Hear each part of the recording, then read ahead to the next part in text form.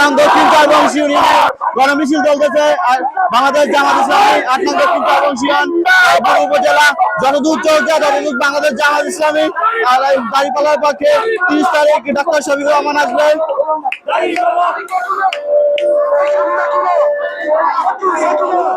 30 তারিখ ডাক্তার শফিকুর রহমান আসবে, সেই উপলক্ষে বাংলাদেশ জামাত ইসলামী গণমিছিল চলতেছে। যতদূর চলছে ততদূর জামাত ইসলামী।